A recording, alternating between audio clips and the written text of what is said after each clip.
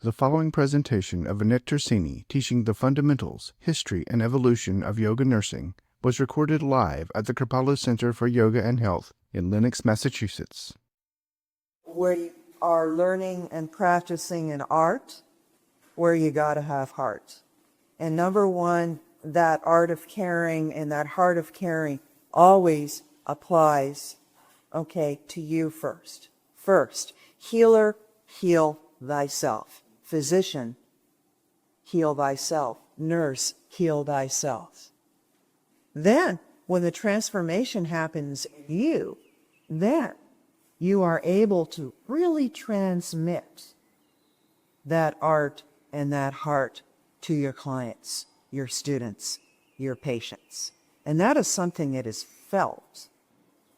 And then when it's felt on that level, it becomes so strong that people are going to now want to come to you and learn what you have, like bees to honey. Because when you transform yourself, there are such profound changes that happen that people will notice them. What are you doing? And they want some of that. And when people start to ask you, that's a very good sign that you're ready to start transmitting it, taking it, and teaching it. Many of you are already doing that. I'm addressing that for those of you who want to do this, aren't sure if you can do this, and I promise you, you can do this, okay? If you can do it for you, you can do it for somebody else. Because truly in the yoga teachings, and this is yoga nursing, so we are going to touch on some fundamental principles of yoga. Yoga means union. It means being one. According to yoga, the primary cause for stress, anxiety, and pain and suffering is a separation from our divinity, our separation from the divine, our separation from source, our separation from God, or Buddha, or the Master Jesus. Whatever name that you want to call what you are called to experience as sacred. So when we connect to that, and we are able to be teachers of that with the capital T-H-A-T, then it becomes transformational. And then it may even become transcendental. That's when you become a transcendental teacher, and you're really affecting lives on a larger scale. And I promise that that is possible for all of you. If that is your calling, you could take it to a transcendental level. All right. So how do we experience transformation and transcendence ultimately? First principle, where I built the foundation for the practice, looking at my client base and world base and people that I treated that have perhaps been well in the body, but not well at all in the mind or in their emotions or the other way around. And more than likely, and most likely, and with most of my dear students, patients, and clients, there is stress, anxiety, and pain and suffering that is literally systemic. It's the mind, it's the body, the emotions, and the spirit is very weak. Actually, pneumonia means loss of spirits. Pneuma means spirit. Pneumonia, loss of spirit, lost their spirit on their way out. So many of us experience a pneumonie in French or Greek pneumonia. Many of us. I've experienced pneumonia literally, physically in my body. And this at a time of my life that I was going through a divorce. So, yes, a loss of spirit. But I hadn't put the pieces together at that time.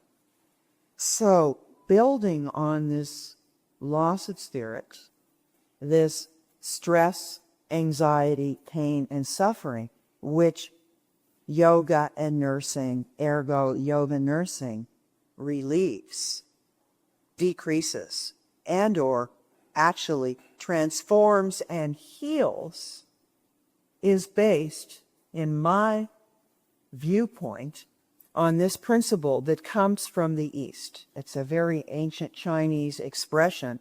Flowing water never goes bad.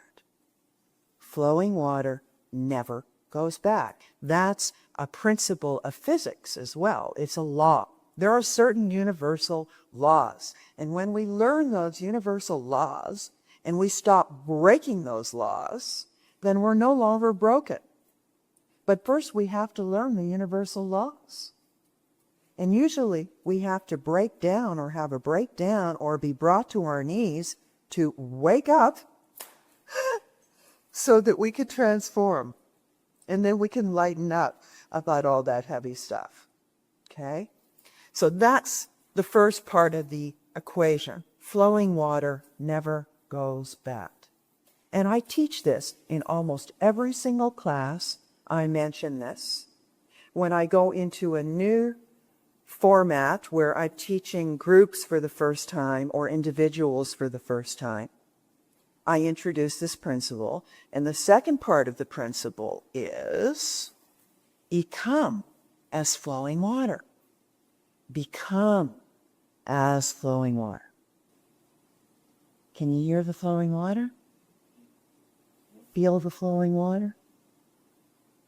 And that's where the sacred breath comes in. That's the beginning of the flow. And we're going to get introducing that. And of course, we can experience the flowing water literally. When you take a shower, you could really be with the shower and become flowing water. You can become flowing water at any time during your day. Just the words help us to flow. So why is this important? If the water is not flowing, then we come to the problem. If we're not in the flow, if it ain't flowing, we're in trouble. And that's another law of physics. Then we experience my first theory of disease, where there is obstruction. And another word for obstruction, blockage. Something's in the way. Obstruction, blockage, something in the way. So where there is obstruction, there is disease. Universal law. Where there is obstruction, there is disease. So if we take some analogies and we think of a car, if you have a blockage, if the pipes are blocked in your car, what's going to happen? You ain't going to go anywhere. There is a serious problem. So really, the car, the mechanics of the car, are very similar to the mechanics of the body. I just had a total right hip replacement. Okay? I got titanium in my hip. I've 7 months out on a total right hip. But all is well because I did yoga before and yoga after. The fact of the matter is, I have titanium in my hip. I'm moving with it because I got a new part. And when you have a car and a part breaks down, then you can get a new part so you can keep going. So modern medicine has done miracles for us in this way. So that was fine. But if I have a blockage in my heart, if you have a blockage in your heart, in the blood vessels in your body, in your arteries, then what happens? You've got an obstruction, you've got blockage, you've got plaque buildup in your arteries. You're going to have a stroke or you're going to have a heart attack. Serious disease. Where there is obstruction, there is disease. And that is true all the way down in every organ system in the body. The same thing with the lungs. You can have a blockage there because the airway is blocked. If the airway is blocked, ABCs, everybody, nurses, caregivers, individuals, no breath, no flow, no go. So, we're going to talk more about this principle of where there's obstruction, there is disease as we go forward in the training. Where there is obstruction, there is disease. Where there is flow, there is ease. That's what came. So that's, my motto, my little mantra. Where there is obstruction, there is disease. Where there is flow, there is ease. That's a formula for wellness and health across the board.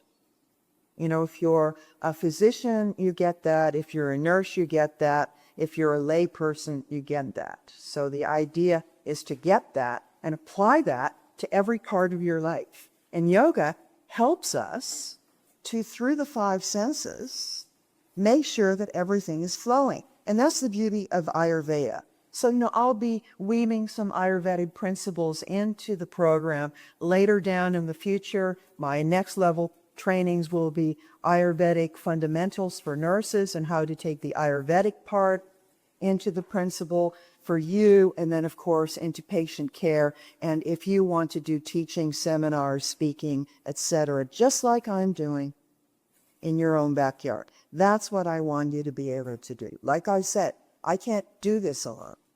We're building an army here. You want to enlist? This will be an army where nobody's going to get hurt.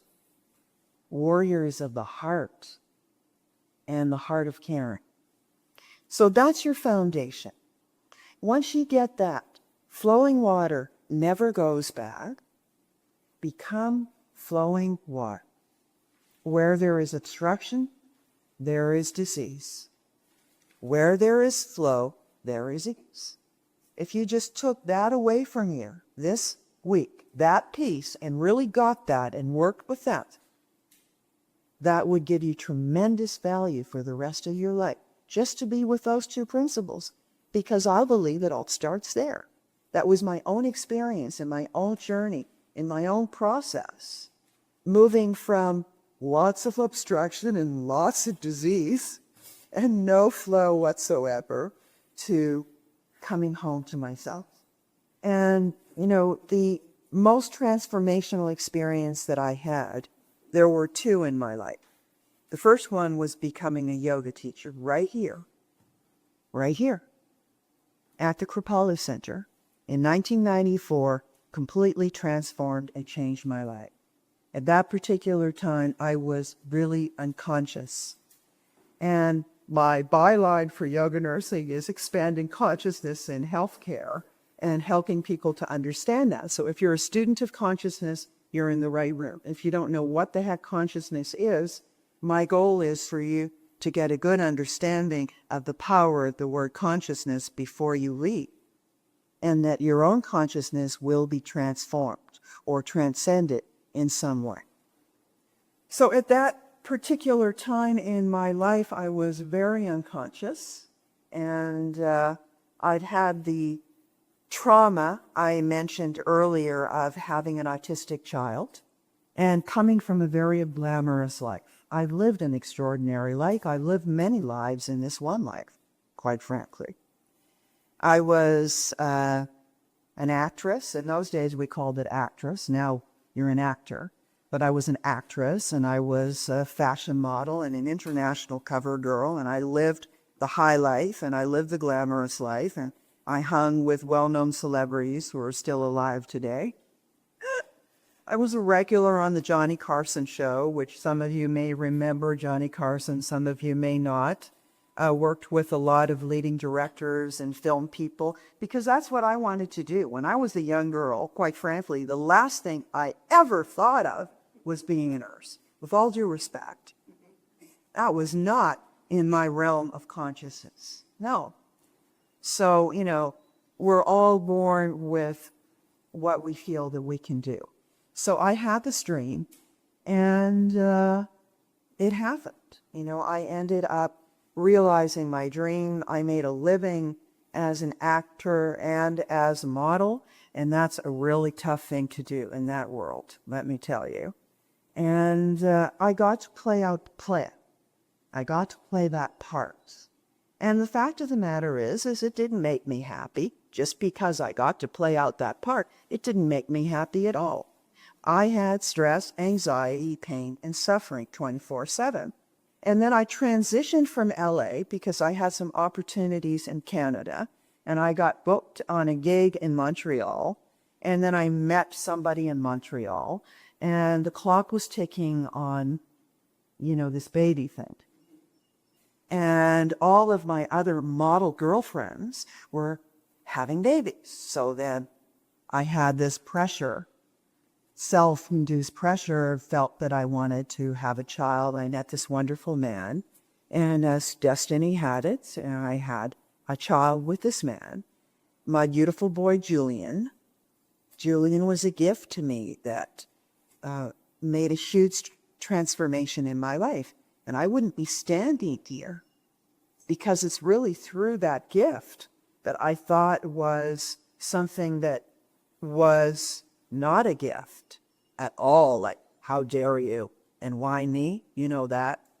Maybe some of you can relate. How dare you? If there was really a God and he was a loving or she was a loving, and how could they, and why me, and poor me. And bottom line is I crashed. I mean, I just could not accept it at all. And Julian's father couldn't accept it.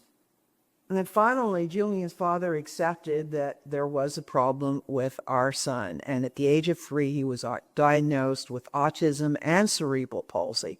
And when I heard the word autistic, Ben, something snapped in my brain. Really. I knew nothing about autism except that it's really bad. Really, really bad. And that if a kid was autistic, he was basically a write-off. Lock the door, institution, finished. That's all I meant. And at that particular time, I think I experienced a form of autism myself. I mean, I just wasn't the same. Something snapped in my life. And every morning I would wake up and hope that it was a dream. And every morning I would wake up and it wasn't a dream. And taking care of that kid was the hardest thing that I ever did, not to mention that the relationship fell apart completely. So it was not pretty. And neither was I. I became very isolated, as many autistic parents have become. Now, today, autism, everybody's heard about autism. Rock stars are doing concerts. I mean, what's up with that? Hello, when I had a son, it was 1 in 1,000. Now, it's 1 in 60. So we are in a place right now to make a difference enormously, hugely. We don't know why, and we're not going to spend time here now discussing autism spectrum. But the point is, it's now epidemic. Therefore, stress, anxiety, pain, and suffering for these families and in the healthcare system related to this. So then at that time when I was really crashed, I got back into yoga again because for a while I was out of yoga. I started yoga when I was 17, was into yoga, did yoga in Los Angeles, did yoga with Jay Fonda, did yoga with the stars. Yeah. And then came to Montreal and then had an autistic child. And the next thing you know, we're on welfare. And I'm coming from Hollywood, Miss Spoiled Princess, living the good life. Now I'm on welfare because to be able to work with this kid and who's going to take care of this kid and am I going to get some help to take care of this kid and not having family to help to take care of the kid and spinning completely out of control. But at the same time, I did get a job in the fashion business because I knew fashion. I had taste, aesthetics. I had a degree in art history and anything that had to do with aesthetics. So I got a job in the fashion industry that paid really well, was able to hire somebody to take care of Julian. When he was young, it was easier to take care of him. As he got older, it was a different story. And I went back to work, and right next to where I worked, there was a yoga studio.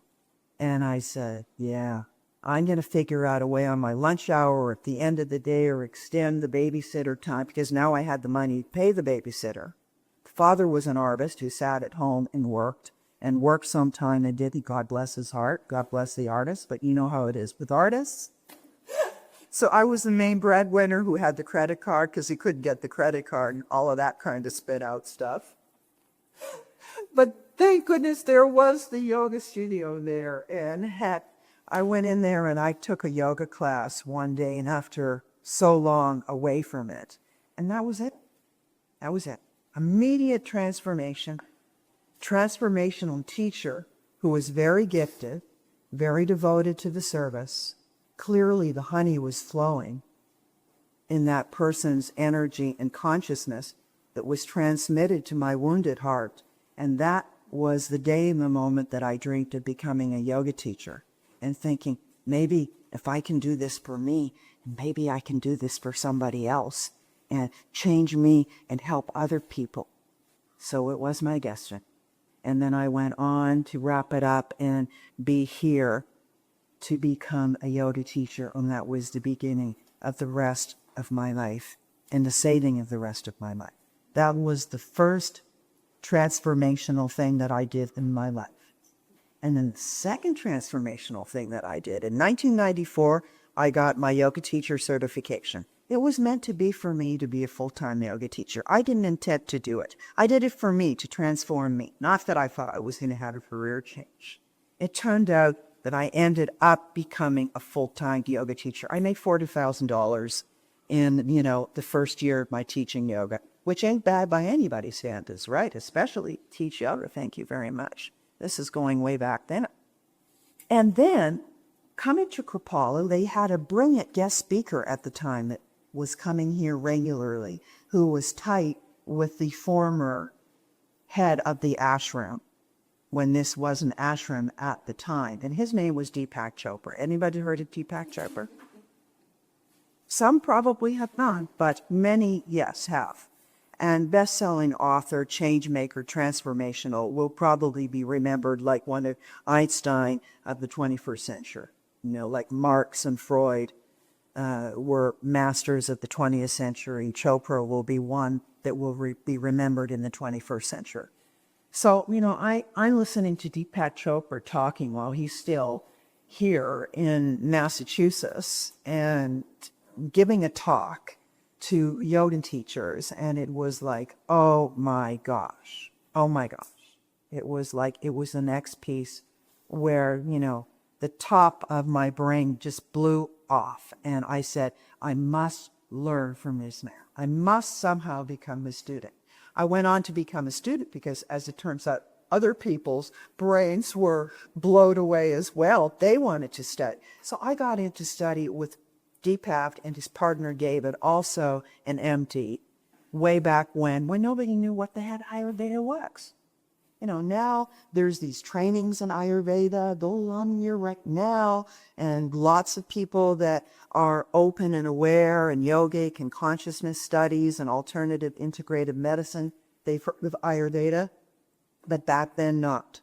So within 2 years of getting my yoga teacher certification, I studied with Deepak.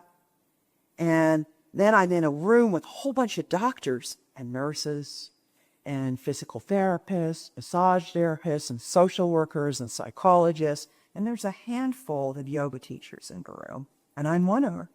And Deepak's like trying to bring alternative medicine, like the yoga doc. You could call her, I'm the yoga nurse, but, yoga doctor, yoga and medicine.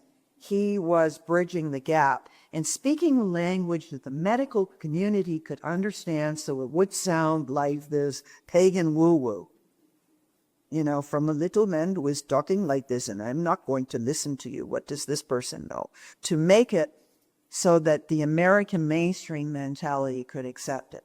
And that's what Deepak did. And that he brought people from the world. So I'm in that room with Deepak, and I'm going, oh my gosh. Oh, if I could be a doctor, but it was too late. It was too ambitious to think of being a doctor, but I thought if I could be a nurse. And I'm talking to these nurses and how they're going to take it back to their states, and how they're going to take it into prenatal, and how they're going to take it into P's, and how they're going to take it into the OR, and how they're going to take it into mental health, et cetera, costas, and so on. And I'm going, God, these people are so lucky, these nurses. And that's when the vision came. If I could be a nurse, I get chills about it right now. If I could be a nurse and bring the yoga and the Ayurveda and the nursing together, well, hey, then I could make a difference. I could really make a difference. I could reach so many more people. I went back into nursing, and that was really tough for me because my brain said, geez, Annette, you're going to be 51 years old when you graduate. See, I was a yoga teacher first. Became a nurse next. You're going to be 51 years old when you graduate. And then somebody said to me, Annette, you're going to be 51 years old anywhere. I love that. And it was that, yeah, So like I can be 51 at 3 years from now, because this was in Canada, is 3 years full-time in college, no fooling around. And I taught yoga at the same time to help it. And I took care of my mother who was dying. And so that was a ministry, because then I got to really apply my nursing chops. I was with her when she took her last breath, and I knew I could be a nurse, and I knew I could help people to live, and I knew I could help people to die. And so I graduated cum laude at 51, and that was in 2002, and you can do the math. It's almost 10 years, so I'm a veteran in the nursing world. I'm still no longer a green, but that was the story. So, that was my transformation. And then when I got my first job, which was at Duke in the heart transplant unit, oh my, because I wanted to go into cardiology. I wanted to go to the heart of the matter. It was all about the heart and the heart of the matter. So I was at Duke for a while, and then destiny brought me to a small little hospital in the South Outer Banks of North Carolina, and they wanted me to work in their cardiac unit. And I met with the management, but they wanted me to work nights. And I said, I'm not working nights, because I was yoga and nights aren't good for the health. And I knew that people that work nights and nurses that work nights and people that work nights had all kinds of stress and disease process and morbidities that do not occur for people that work days. Yes? Okay, so nonetheless, that doesn't mean that working nights is a life sentence, but it's something to think about. That if you are working nights, that you don't want it to be a life sentence. You can get off the floor, and there's other ways to share your gifts and your dharma, or work part-time nights. So my manager meets with me, and I said, nope, I'm not working nights. Well, the position is for nights, and trying to convince me to work nights, and I said, look, I'm an alternative integrated nurse. If you all give me a chance to teach yoga as stress management and back safety, that was the key. Everybody needs back safety, healthcare providers. That's a way in the door for you. Take notes. You don't have to position yourself. I'm a yoga teacher. No, you're a stress relief expert and back safety expert. I'm going to save your back. That's the title of your seminar. I got your back. And so on. I got a million of them. So basically, to wrap it up here as we come back to the formula, is my transition, so hopefully you can relate to how I did it. I convinced the management. I said, if you allow me through HR, human resources, who hire people from the outside to come in and do stress relief and back safety. Well, why not somebody on the inside to do stress relief and back safety? I'll work your night shift. And she said, okay. And within 3 months, I had my first class at the hospital. And the rest is history. And we'll be going into all the different ways that I started to take that forward. They liked it so much that I ended up getting off the floor. I walked the walk so I could talk the talk. 2.5 years in the front lines. I call it the front lines. The nurses that are in direct patient care, you're in front lines of the army. And it's really a tough job. And I really honor all of you who are in the front lines, totally. But because I was in the front lines, I found out what the problems were in the front lines. And I ended up being transitioned into employee health, became the manager of employee health, and then did the health assessments for all of the staff in the hospital. 1,100 had to come through, and I would do head-to-toe assessments. And you're going to learn that as we go forward, how I marry my nursing process with the yoga process, and found out that 95% of the staff were experiencing chronic stress, anxiety, pain, and suffering. Chronic stress, anxiety, pain, and suffering. And so there was room for more education, and so on and so forth. So I want you to start thinking of yourself as a wellness educator, a nurse wellness educator, or if you're not a nurse, a wellness coach, educator, experts in stress relief or stress management, pain, stress, suffering. Pain, stress, anxiety, suffering. And that covers every morbidity on the planet and how you can treat that. Academic.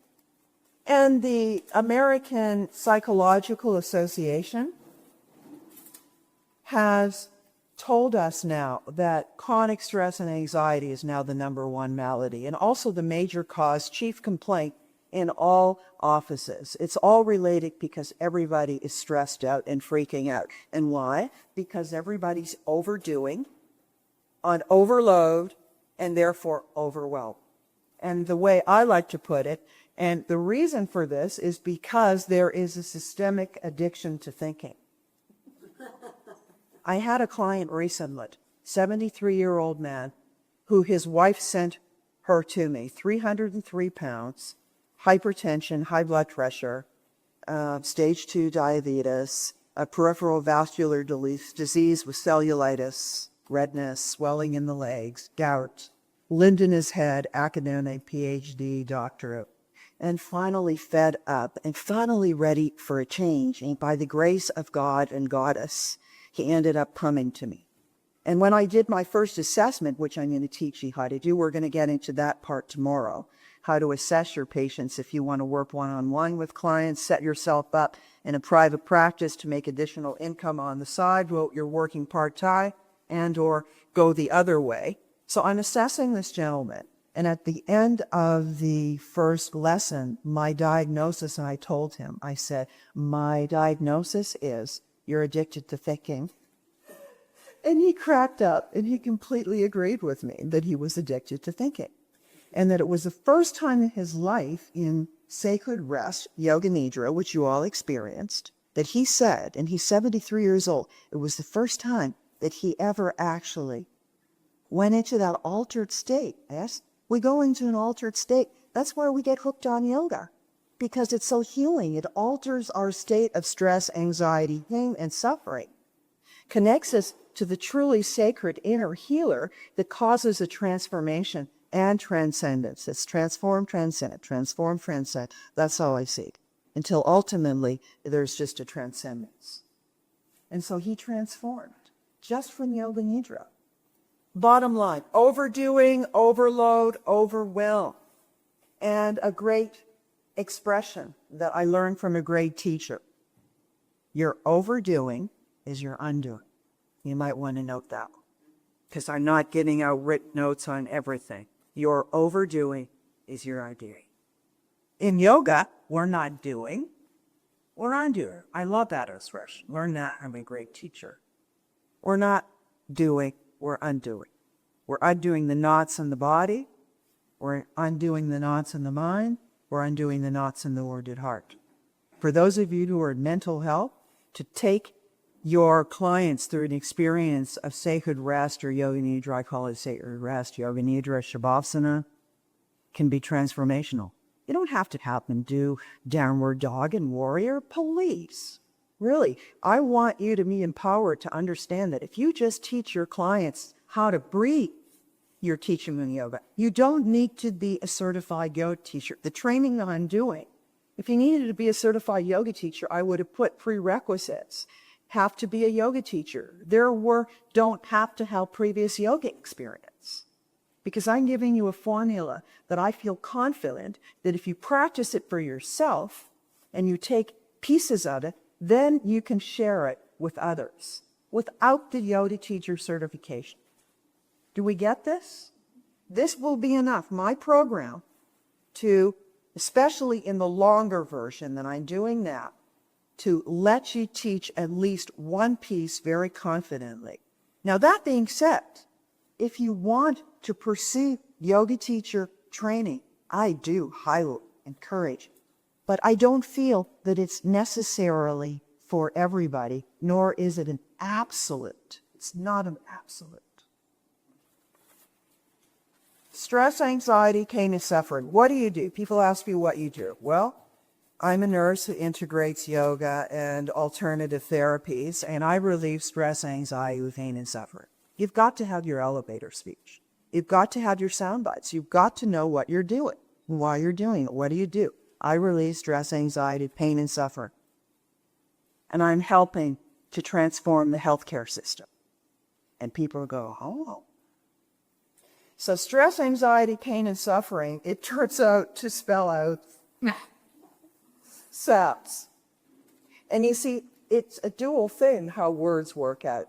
Stress, anxiety, pain, and suffering saps your life force, your crime, which means you ain't in the flow. Because all of this creates obstruction. Things can't come into the mind, the body, everything is obstructed. You're just so full of, I me, my mind, I me, my mind, your story or somebody else's story that is going to make you sick. And then it came to me, poor saps. The poor saps were, a lot of us were poor saps. I was a poor sap because stress, anxiety, pain, and suffering was sapping the life force out of me, and I was not in the flow. We know the problem, epidemic, SAPS. What's the solution? So what I call it is an RX. I call it a prescription. The YogaNurse prescription. And I like to call that prescription, what's been coming to me as I'm developing this model, is that it's a sacred formula. Because I feel the work that we do as caregivers, and we're all caregivers, even if you're not an RN, you are a caregiver. You are caring. You have carers on the. So RN/caregivers. We're giving sacred service. Because let's come back to the foundation. We are all here to serve. But first, we've got to transform ourselves. We've got to bump up our own life force. Feel the joy, feel the prana, feel the flow. So then we can transmit that and share it and truly then change others' lives, impacting your client or your patient care. So some of you may be here strictly for the part where it's for you, and that's great. If you want to stop at receiving it for you, perfect. It's time for you. Nourish you. Those of you who want to take it into patient care, you have that option, okay? So you can play it many different ways. So it's a sacred formula, and it's starting right here. And the first is the ABCs. So I like the concept of the ABCs. The ABCs that when you see YN in the future, YN for short for yoga nurse. The ABCs of yoga nursing. And why the ABCs? Because most healthcare workers relate to the ABCs. How many of you have done your BLS or advanced life-saving skills? Okay. So I highly recommend anybody. And when I teach yoga teachers, because I also teach yoga teachers, like I teach yoga teachers how to start a group for heart patients or start a group for cancer survivors. And they're not nurses, but they're ministering to people that have disease process. So if you're not a nurse yet, or you're never going to be a nurse, don't let it stop you from helping people that have challenges. Okay?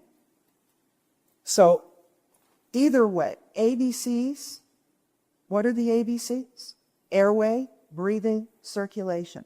So we got to make sure that you're all breathing, yeah? And that there is life force circulating, because that's the heart that's pumping and the blood vessels and the blood is moving and you can move. And so I know that you're alive and well. ABCs. But I've converted the ABCs. But not very different. ABCs. A, number one for awareness. In the yoga nursing formula, sacred formula prescription, A is for awareness. Being aware that you're aware right now of that part of you that's aware, that you're conscious and you're listening. Aware that you're focused, that you're being, that you're with me right now. That, with the capital THAT. That's a magic word, that.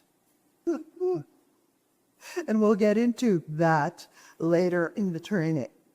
So A for awareness. That's the beginning of the formula. Oh, I'm really feeling stressed out. I'm really bummed out because so-and-so did this, and I couldn't do that, and so on and so forth. And the story starts, which then leads to the anxiety of the fear that it's not going to be resolved, and what if I don't have this, or what if I'm going to get that? Oh my God. And all of these fears, it's all fear-based. It spins into endless stories that feed the addiction to thinking that ends up then taking us back into the cascade of this stress, anxiety, pain, and suffering. That's like this endless wheel. So as soon as we start to be in freak-out mode, overload, overwhelm, overthinking, A for awareness. I'm aware that I'm not feeling good. So next in your formula, step by step, is B for breathing. So now I breathe. Because usually when I have stress, anxiety, pain, and suffering, and your clients do, they're not breathing. We're tight, uptight. Everything is tight. Nothing is moving. And so then that's obstruction and there ain't no flow. And when you're really tight and uptight, that's when you can have a heart attack. The heart is attacked. And then C, once we're breathing, we're getting the flow, and we're going to learn how to do that deep breathing. This is just enforcing it for you and how you're going to share it with others at this cycle. Then you experience C for circulation, and everything's flowing and circulating again. So awareness. I got stress, anxiety, pain, and suffering. I'm not feeling so great here. So what am I going to do? B, ABCs. We can all learn this. See, this is like kindergarten. My teaching is kindergarten, because kindergarten children, everybody can understand this. I have concepts children can understand.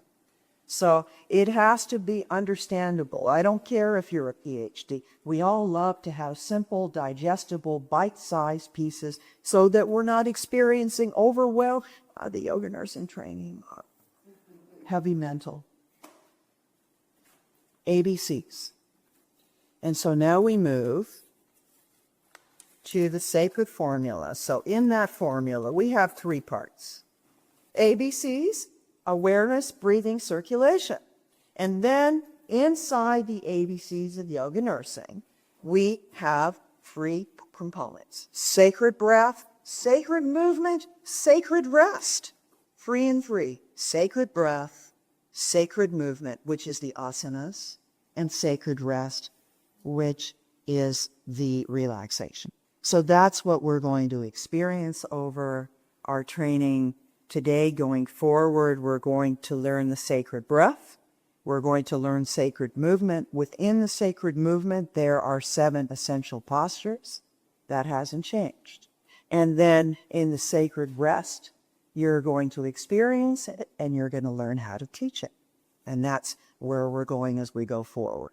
So right now I want to give everybody a little stretch break. And when we come back, I'd like us to set up the room with our mats and chairs like we did last night, if you'll all help to do that. And then when we come back, we're going to have now the experiential. We're out of the heavy mental. We're going into the experience. And then we'll take some questions at that time. I hope this has served you this morning.